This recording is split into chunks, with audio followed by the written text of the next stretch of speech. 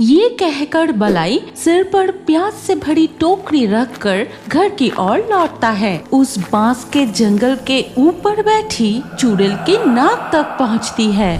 उदयपुर गांव में एक किसान की 2 पत्नियां थी। छोटी पत्नी जितनी सुंदर थी उतनी ही घमंडी भी। वो रात दिन सिर्फ सजने संवरने में व्यस्त रहती थी। वहीं बड़ी पत्नी थी सीधी साधी साफ दिल की, लेकिन उसके सिर में बाल बहुत कम थी। इसलिए उसका पति छोटी पत्नी को ही प्यार करता था, लेकिन उनका सास बड़ी बहू को ही सबसे ज्यादा प्यार करती थी।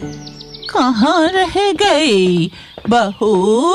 अरे छोटी बहू, पूरा दिन क्या कमरे में सजने संवरने में ही बिता दोगी? जरा मेरे लिए एक कप चाय तो बना दो। सास की बात सुनकर छोटी बहू ललिता कमरे से बाहर आती है। मैं चाय वाय नहीं बना सकती, मेरे नाजुक हाथों में छाले पड़ जाएगा। आप अपनी बड़ी बहू से क्यों नहीं कहते? रूप के घमंड में तुम्हारे पैर तो जमीन पर पड़ते ही नहीं। मेरी बड़ी बहू तो दिन रात घर की काम करती रहती है, और तुम्हें तो मैंने बस एक कप चाय बनाने को कहा था। मैं नहीं बना सकती। तभी मालावती आकर कहती है, रहने दीजिए माँ, ललिता को कुछ करने की जरूरत नहीं। आप बैठिए, मैं अभी आपके लिए चाय बना लाती हूँ। ये कहकर मालावती सास के लिए चाय बनाकर लाती है। फिर धीरे धीरे शाम होने लगती है। उधर तब खेत में अब मैं घर लौट जाता हूँ, शाम होने को आई। इतना प्यास काफी है, अंधेरा होने से पहले लौटना होगा। ये कहकर बलाई सिर पर प्याज से भरी टोकरी रखकर घर की ओर लौटता है। जब वो चलते हुए बांस के जंगलों से गुजर रहा था, तब लगभग अंधेरा छा गया था। पूरा अंधेरा छा गई, ऊपर से ये बांस का जंगल कितना घना है। मुझे और भी तेज चलना पड़ेगा। बलाई की प्याज से भरी टोकरी की खुशबू उस बांस के जंगल के ऊपर बैठी चुड़ैल की नाक तक पहुंचती है। कौन प्याज लेकर जा रहा है? पुराने दिनों की यादें ताजा हो गई। कितनी खुशबूदार प्याज है। कितने दिन हो गए चबा चबा कर प्याज नहीं खाए। ये कहकर प्याज खाने वाली चुड़ैल उड़ते उड़ते बलाई का पीछा करने लगती है। बलाई घर पहुंचकर कहता है, माला, माला, क्या तुम्हें सुनाई नहीं दे रही? इधर आओ। कमरे में बैठी बैठी क्या कर रही हो? मैं पूरा दिन खेत पर काम करके घर लौटा और तुम बैठी बैठी आराम कर रही हो। बलाई की आवाज सुनकर बड़ी पत्नी मालावती एक गिलास शरबत लाकर पति को देती है। फिर शरबत पीने के बाद वो माला से पूछता है, माला, मेरी छोटी पत्नी ललिता कहाँ है? पूरा दिन ललिता को नहीं देखा, कहाँ है वो? ललिता कमरे में श्रृंगार कर रही है। आप हाथ मुंह धो के आराम कीजिए, मैं रसोई में जाकर रात का खाना बनाती हूँ। फिर मालावती रसोई में चली जाती है और ये सब कुछ उनके आंगन के इमली के पेड़ पर बैठी प्याज वाली चुड़ैल देख रही थी। वो किसान अपनी बड़ी पत्नी से बिल्कुल भी प्यार नहीं करता। देखो तो जरा छोटी पत्नी क्या कर रही है। फिर जब बलाई छोटी बहू ललिता के कमरे में जाता है, तब ललिता, आपको आने में इतना देर क्यों हुआ? पता है, आप जब घर पर नहीं रहते तो बड़ी बहू मुझसे दिन भर घर की काम करवाती है। मेरा शरीर एकदम कमजोर हो गया है। अगर ऐसा ही चलता रहा तो मैं मायके चली जाऊंगी। ललिता की बातें सुनकर बलाई गुस्से में रसोई में जाता है। बड़ी बहू, तुमने फिर से छोटी बहू से काम कराया। मैंने तुम्हें कितनी बार मना किया है कि छोटी बहू से काम मत करवाना। ये छोटी पत्नी बहुत झगड़ालू है, अपनी रूप का बहुत घमंड है। और ये किसान तो देख रही हूँ अपनी छोटी पत्नी को सिर पर चढ़ा के रखा है। बलाई की ऊंची आवाज सुनकर उसकी माँ भी रसोई में आती है। अरे तेरी छोटी पत्नी तो खुद के कपड़े भी नहीं धोते और उसकी बातों में आकर तू इतना गुस्सा कर रहा है। ललिता मेरे लिए एक कप चाय भी नहीं बनाती और वो करेगी घर के सारे काम। छोटी मुझे कुछ भी कहे, मुझे कोई फर्क नहीं पड़ता। आप मुझे इतना प्यार करती है, यही मेरे लिए काफी है। आप कमरे में जाकर आराम कीजिए, मैं आप दोनों के लिए चाय बनाकर लाती हूँ। इसके बाद मालावती के सास और बलाई रसोई से निकल जाते हैं। ठीक तभी इमली के पेड़ से चुड़ैल रसोई में आती है और मालावती के पीछे खड़ी मन ही मन कहती है, अब आएगी असली मजा, छोटी बहू को मिलेगी उसकी सजा। मैं खाऊंगी चबा के प्याज, यहाँ करूंगी मजे से ऐश। ये कहकर चुड़ैल मालावती के शरीर में घुस जाती है। फिर वो चूल्हे की आग और तेज करती है। मैं जाकर उस प्याज से बड़ी टोकरी उठा कर लाती हूँ। फिर मालावती के रूप में वो चुड़ैल प्याज से भरी टोकरी रसोई में लाकर रखती है। फिर वो चुड़ैल टोकरी के सामने बैठकर एक एक करके सारे प्याज खाने लगती है। ये कितनी स्वादिष्ट प्याज है, क्या तीखा है। इतनी बरसों बाद ऐसी तीखी प्याज खाकर मेरा मन भर गया। तभी बलाई कमरे से चिल्ला के कहता है, माला, चाय बना कि नहीं? मैं कब से इंतजार कर रहा हूँ और तुम कहाँ रह गई? पति को दिखाने का यही मौका है।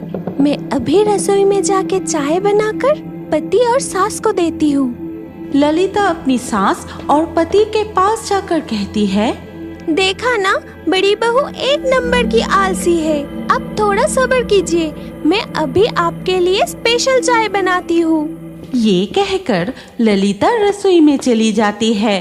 तब तक बड़ी बहू चूल्हे में तेज आग जलाकर खाना पका रही थी। तभी छोटी बहू गैस की चूल्हे पर चाय बनाने लगी। बड़ी बहू, तुम खाना पका रही हो या यज्ञ कर रही हो? ऐसे चूल्हे पर खाना पकाती तो मैं कब का तुम्हारी तरह काली टकली चुड़ैल जैसा बन जाती। छोटी बहू की बात सुनकर बड़ी बहू के रूप में चुड़ैल बहुत गुस्सा हो जाती है। तेरी बहुत घमंड है ना? अभी तुझे मजा चखाती हूँ। ये कहकर चुड़ैल मन ही मन मंत्र पढ़कर एक अदृश्य प्याज ले जाके उबलते हुए चाय में डाल देती है।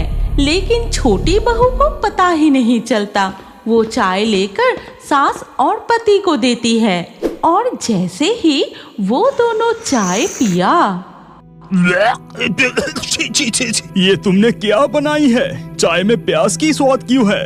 हे भगवान, तुमने चाय में अदरक की जगह प्याज डाल दिया क्या? कितनी घटिया चाय है। थू थू। नहीं, मैं तो आपके लिए स्पेशल चाय बनाई थी। प्याज की दुर्गंध कहाँ से आ गई? और उधर बड़ी बहू के रूप में प्याज खाने वाली चुड़ैल प्याज से तरह तरह के स्वादिष्ट खाना बनाकर अपने पति और सास को परोसने लगती है। माँ, छोटी, ए जी, सुनती हो? आप सबका खाना तैयार है, खाना शुरू कीजिए। इसके बाद सभी खाना शुरू करते हैं। फिर प्याज से बनी तरह तरह के स्वादिष्ट खाना खाकर, बड़ी बहू, वाह, क्या खाना बनाई हो। ऐसे स्वादिष्ट प्याज से बने खाना पहले मैंने कभी नहीं खाया। अच्छा लगा सुनकर कि तू बड़ी पत्नी की भी तारीफ करता है। बड़ी बहू की तारीफ सुनकर छोटी बहू को बहुत जलन होती है। फिर खाना खाके सब अपने अपने कमरे में चले जाते हैं। लेकिन बड़ी बहू रसोई में जाती है। मुझे अभी भी प्याज खाने की मन हो रहा है, जाके कुछ प्याज खाती हूँ। ये कहकर मालावती के रूप में चुड़ैल फिर से प्याज खाने लगती है। फिर कुछ प्याज वो पीसकर एक कटोरी में रख के उस पर जादू करती है। अब बड़ी बहू के सर पर इस जादुई प्याज का रस लगा देती हूँ, जिससे उसके सिर पर घने लंबे बाल उग जाएंगे। ठीक तभी छोटी बहू ललिता रसोई में आती है। अरे बड़ी बहू, सिर पर क्या लगा रही हो? मेरे सिर के बाल कम है, इसीलिए प्याज का रस लगा रही हूँ। प्याज के बहुत गुण होते हैं, पता है? इसे चेहरे पर लगाने से चेहरा दूध जैसी निखर जाती है। नाटक बंद करो। चाहे जितना भी कोशिश कर लो, तुम मेरे जैसा खूबसूरत कभी नहीं बन सकती। फिर ललिता रसोई से निकल जाती है। अगले दिन सुबह जब मालावती आंगन में कपड़े सुखा रही होती है, उनके घने काले बाल देखकर ललिता और बलाई हैरान हो जाते हैं। माला, माला, आज तुम बहुत खूबसूरत लग रही हो। तुम्हारे घने लंबे बाल तुम पर बहुत अच्छा लग रहा है। मतलब उस प्याज का रस में इतना गुण है कि रातों रात बड़ी बहू के बाल हो गए। अगर बड़ी बहू मुझसे ज्यादा सुंदर हो गई, नहीं नहीं, ऐसा नहीं हो सकता। मैं अभी चेहरे पर प्याज का रस लगाऊंगी और उससे ज्यादा खूबसूरत बन जाऊंगी। ये कहकर ललिता पिसा हुआ प्याज का रस अपने चेहरे पर लगा लेती है और कुछ देर बाद जब वो आईने में देखती है, अरे ये क्या, मेरे चेहरे पर तो चिंपैंजी के जैसा बाल आ गए। हे भगवान, ये क्या हो गया? तभी उसके सामने वो प्याज खाने वाली चुड़ैल प्रकट होती है। फिर कहती है, ये सजा मैंने तुझे दी है। ये तेरे घमंड का फल है। तू बड़ी बहू को बहुत सताती थी, अब सबक मिली ना? अरे बाप रे, चुड़ैल तुम कहाँ से आ गई? मुझसे गलती हो गई है। मैं अब कभी भी बड़ी बहू पर ईर्ष्या नहीं करूँगी। घर के सारे काम मिलजुल कर करूँगी। बस मुझे ठीक कर दो।